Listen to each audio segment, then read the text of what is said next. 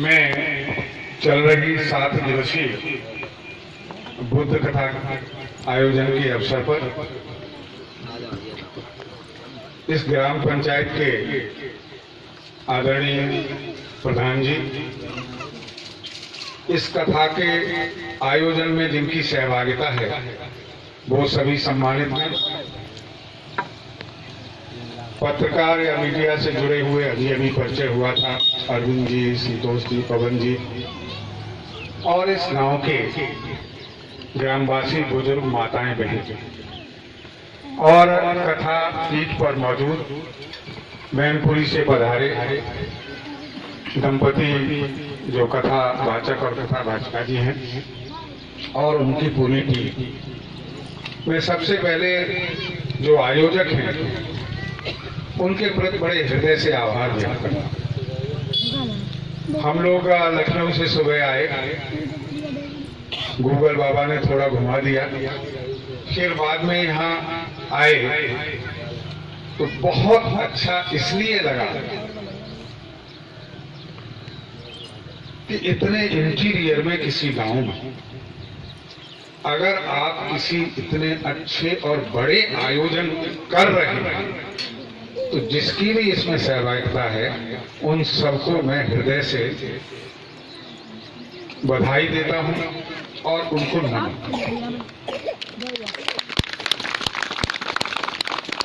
साथ ही जो मैनपुरी से हमारे दोनों दंपति पधारे हैं, बुद्ध की विचारों को कथा के माध्यम से। कथा एक ऐसा माध्यम है जब भगवान बुद्ध जब वो बुद्ध नहीं थे, राजकुमार थे, फिर बड़ी लंबे अरसे उन्होंने एक अनवरत तपस्या के बाद जब उन्हें बोध प्राप्त हुआ, ज्ञान हुआ, तो तत्कालीन उस समय के जो भी धर्माधिकारी थे अपनी अपनी भाषा में, जो उस समय की प्रचलित भाषा थी, उस बात को कहते थे। बुद्ध ऐसे महापुरुष हुए जिन्होंने अपने ज्ञान को, जो लोक भाषा थी, जिसको लोग समझते थे, यही नहीं कि जो पढ़े लिखे हैं वो समझे, उस पाली भाषा में। कल्पना करिए, आज हम गाड़ी से यहां तक आए, तब हमें अनचाहे मेरे मुंह से ये निकल गया कि गूगल बाबा ने घुमा दिया, बड़ी परेशानी से यहाँ। आप कल्पना उस समय की करिए जब ऐसी सड़कें नहीं रही होंगी और भगवान बुद्ध ने अपनी बात को, अपने ज्ञान को कैसे लोगों तक पहुंचाया होगा, कितना उन्होंने अथक परिश्रम किया होगा और केवल बताया नहीं, अपनी बात को मनवाया, जबरन नहीं, समझाकर मनवाया। तो हम ये गांव मुझे पता लगा कि अपने समाज के ही लोगों का है। बुद्ध किसी समाज के नहीं रहे, वो पूरी दुनिया, जहां लोग उनकी भाषा नहीं समझते थे, उनकी चीजें नहीं जानते थे, उनके बारे में नहीं, कहां अफगानिस्तान, आज वर्तमान की मैं नहीं कह रहा हूं, जब बुद्ध थे कौन कौन सी जगह है जहां बुद्ध के चरण पड़े, अगर उन्हें ऐतिहासिक रूट्स को देखें तो वो इतना बड़ा रूट, इतना बड़ा रास्ता है। और आज दुनिया के बड़े बड़े देशों में बुद्ध धर्म के अनुयायी हैं, और नहीं है तो वही नहीं है जहां बुद्ध पैदा हुए। और उनके बीच में कष्टकारी बात यह है, उनके बीच में भी नहीं है जो अपने को उनका वंशज होने का दावा करता है। जब हम बुद्ध को नहीं मानेंगे तो दूसरे कैसे मानेंगे? तो आज जरूरत है, और बुद्ध के विचार इतने सार्वभौमिक हैं, न वो समय की सीमा में है और न क्षेत्र की सीमा में। दुनिया में आज चाहे आप अमेरिका चले जाइए, चाहे जापान चले जाइए, कोई जगह ऐसी बाकी नहीं है। क्योंकि पंछी की बात कहने वाले जो हम गृहस्थ बैठे हैं यहाँ जितने भी, 5 सील में से अगर 1-2 सील भी हम लोग अपने आचरण में उतार लें तो विश्वास पूर्वक कह सकता हूं कि उस व्यक्ति का, परिवार का, गांव का, समाज की उन्नति को कोई रोक नहीं सकता, कोई नहीं रोक। 5 सील पाणा पाड़ा बेर मड़ी सिक्खा पदम समाधि, अदिन्ना दाना बेर मड़ी सिक्खा पदम, मूसा वाला बेर मड़ी। यानी 5 हैं कि किसी प्राणी पर अतिपात मत करो, उन पर अत्याचार मत करो,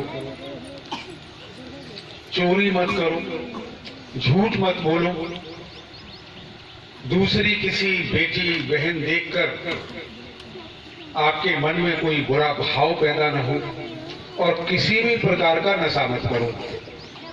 मुझे बताइए, अगर ये 5 चीजें कोई परिवार न करता तो उसके सामने कोई संकट आ सकता है। मैं देख रहा था अभी, व्यक्तिगत कोई टिप्पणी नहीं है, यहाँ जब मैं जैसे ही आके घुसा था तो शायद यही बच्चा था। मैं बड़े गौर से देख रहा, इसमें कुड़िया खोली। मैं इसलिए नहीं कह रहा, लेकिन आप सबसे मैं आज यहाँ मौका मिला है तो मैं आयोजकों को एक बार फिर कहूंगा कि मुझे आपके बीच आने का मौका दिया। यहाँ माँ बैठी है, बहन बैठी है, आप लोग बैठे हैं। बुद्ध ने ये काम अगर अंजाम दिया था तो केवल इसलिए दिया था कि उस समय की जो भी शिक्षा रही होगी, राजकुमार के रूप में उन्होंने उस श्रेष्ठ शिक्षा को ग्रहण किया। आज इस गांव में प्राइमरी स्कूल नहीं है,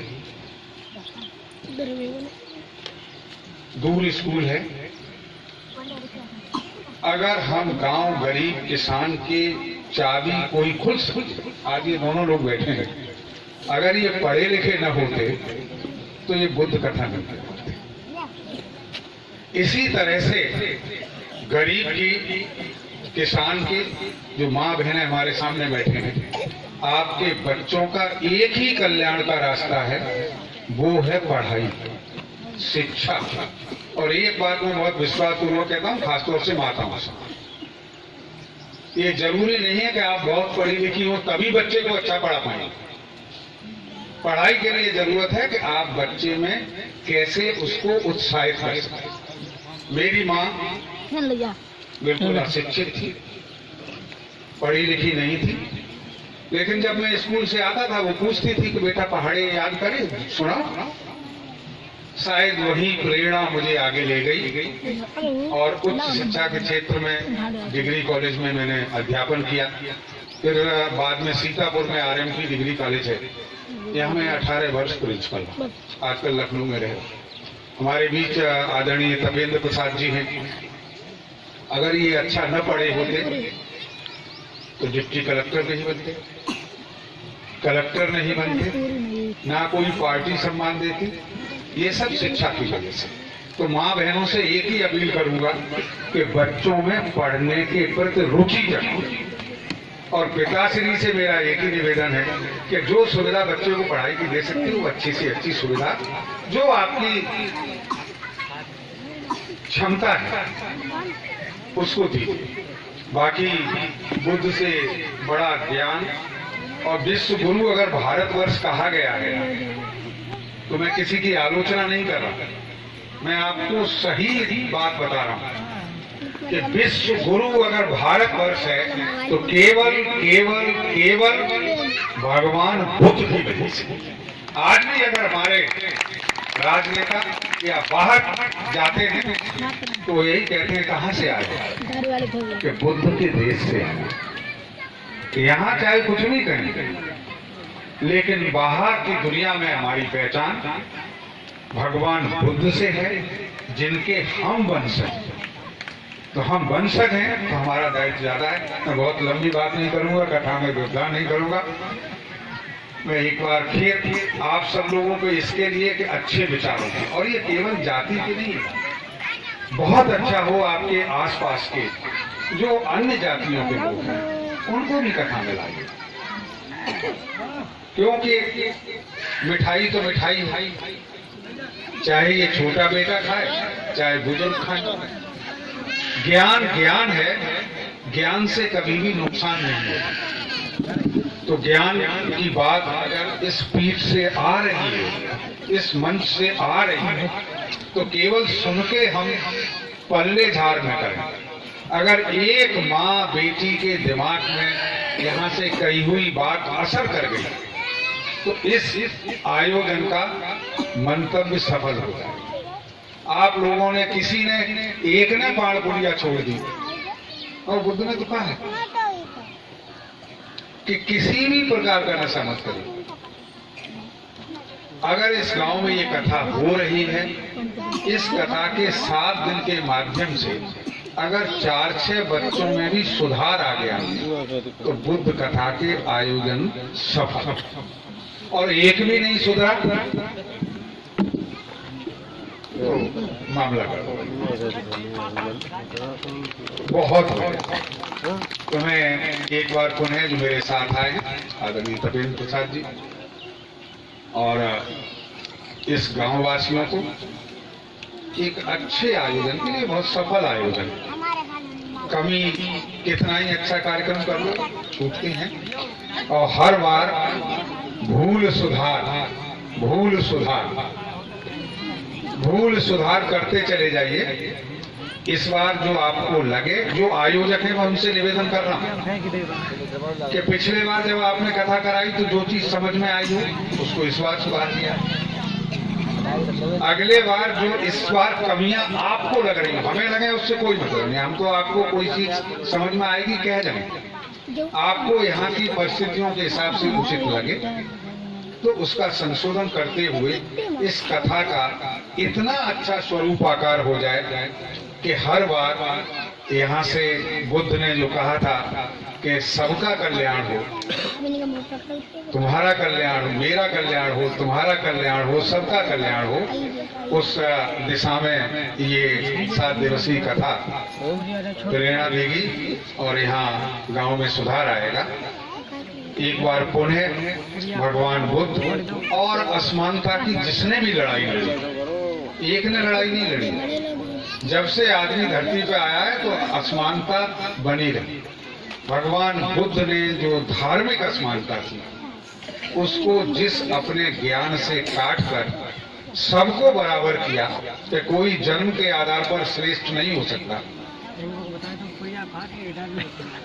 कर्म से श्रेष्ठ होगा। ये जीवन में समाज में व्यवहारिकता जो दी, सबको सम्मान मिला, तो उनके प्रति में अपना श्रद्धा सुमन अर्पित करते हुए और एक बार हम लोग जोर से नारा लगाएंगे भगवान बुद्ध के लिए कि जिनकी वजह से हमारा सीना चौड़ा होगा। हम तो आपको सच बताएं तो एक बार दक्षिण भारत में था तो उन्होंने हमसे पूछा आप शाक्य हैं कि हाँ। तो बोले क्या हिंदुस्तान में शाक्य हैं अभी? वो नेपाल से थी, बहुत बड़ी डायरेक्टर थी हायर एजुकेशन की। तो मैंने उनको बताया कि केवल शाक्य ही नहीं है, हम लोग उत्तरी भारत में शाक्य मौर्य कुशवाहा सैनी नाम से जाने जाते हैं और उत्तर प्रदेश के पश्चिमी भाग में हम लोग शाक्य लिखते हैं, तो वो खुद शाक्य लिखते हैं। आपको जानकर आश्चर्य होगा नेपाल में बहुत शाक्य। तो ऐसे हमें सीना चौड़ा हमारा होना चाहिए, लेकिन सीना चौड़ा करने से खाली कुछ नहीं होगा, हमें मेहनत करनी होगी, ज्ञान प्राप्त करना होगा और उसका माध्यम शिक्षा है। तो शिक्षा के लिए बच्चों को आगे लाएं और जो खेती करते करते हम लोग, हमारी पीढ़ियां जूझ गई हैं, जरूरत है खेती तो करेंगे हमारे पास है, लेकिन अन्य काम भी करें। तो इसके लिए आप दोनों लोगों को बधाई है, बहुत अच्छा काम आपने शुरू। इन्हीं बातों के साथ मैं अपनी वाणी को विराम देते हुए अपनी बात समाप्त करूंगा। भगवान बुद्ध की जय। नहीं आउट कर दूं आदरणीय तपेंद्र प्रसाद साकी जी से मैंने